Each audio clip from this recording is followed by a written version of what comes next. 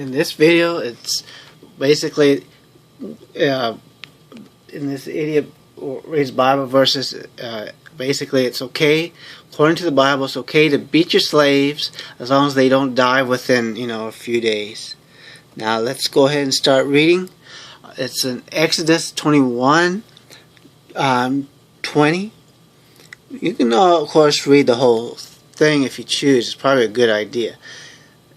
The entire Exodus 21, because it's pretty much how to deal with slaves. If it's pretty nasty stuff. Basically, if you want to keep a slave, you trick him by give him a wife. He'll have kids with her, and he of course goes, I don't want to leave my master. I love her. Of course, he's going to say that because he's going to want to be with his wife and kids. And of course, you drive a thing through his ear. It's pretty nasty stuff. And most apologists, they love the first part and they ignore the second part. Because, they can say, well, the slavery is not the same back then as it was, in antebellum South, blah, blah, blah. That's what they'll tell you, that nonsense. And it ain't true. Somewhat, you have a Hebrew slave. And it is pretty clear, if you have a Hebrew slave, you let them go after 6 years. A Hebrew slave. Unless, of course, you trick them to marry somebody. That's a Hebrew slave. It's pretty clear. Let's, before we start this, if I can get to it, because like I said, I'm an idiot, so I probably won't be able to do it very well, but here it is. If thou buy a Hebrew servant, 6 years he shall serve, and in the 7th he shall go out here for nothing. But that's Hebrews 21:2. But it does not say that.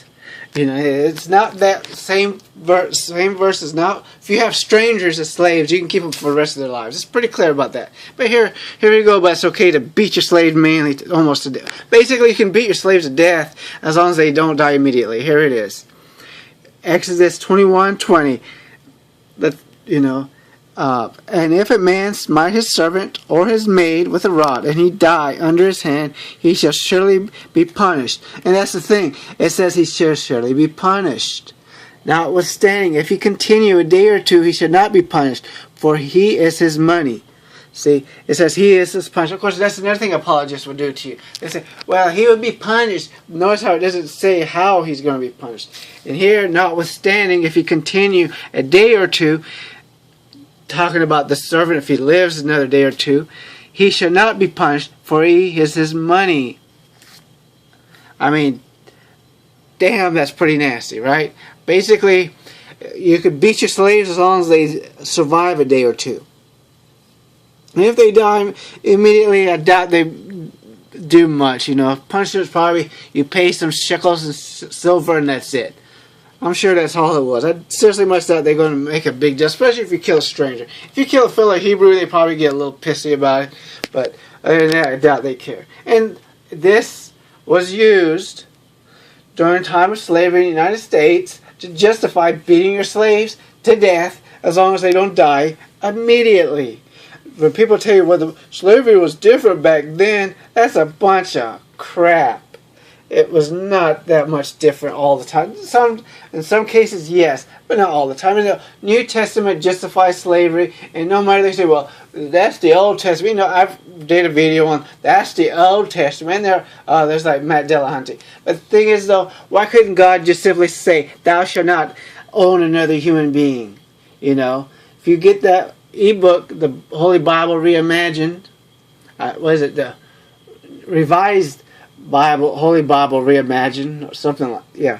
Just, if you go to my ebooks, you go to Barnes and Nobles, and it's basically the Holy Bible Reimagined, the Holy Condensed Version. I go through the stuff in that ebook, about all this. I basically am rewriting the Bible, where, God is giving the command, you shall not own another human being. There's no reason why God cannot say, thou shalt not own another human being. He's pretty good in this book to say that about other things.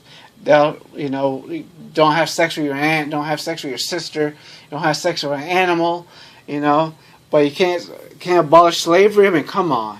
How do you Christians and Muslims follow this type of stuff? I mean, seriously. I mean, I already did one about the Bible condoning rape. Okay, you know, raping a virgin as long as she's not betrothed. I did that already. You can find this under the same playlist.